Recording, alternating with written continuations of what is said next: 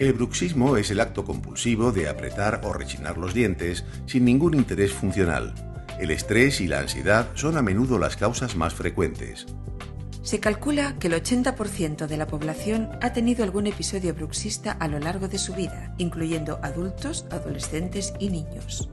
Y es una conducta muy nociva para los dientes, el periodonto y los músculos de la boca.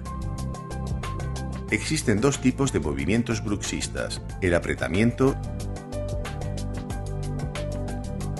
y el rechinamiento, siendo este último el más dañino. La manifestación más común del bruxismo es el desgaste de los dientes. También podrá causar sensibilidad dental y fisuras, o incluso fracturas y desprendimientos de restauraciones. Además, puede producir la pérdida de anclaje de los dientes.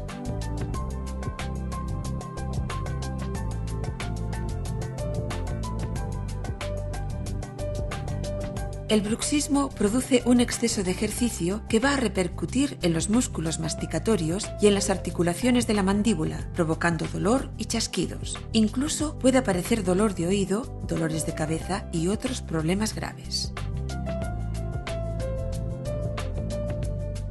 El bruxismo puede ser diurno o nocturno, siendo este último el más frecuente y que a menudo pasa desapercibido. Para evitar los efectos del bruxismo, su odontólogo le prescribirá una férula de descarga, también llamada férula oclusal o férula de relajación.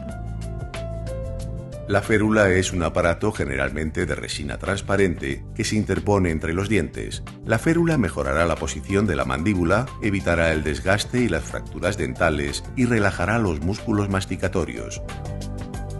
También protegerá a las carillas, coronas y puentes.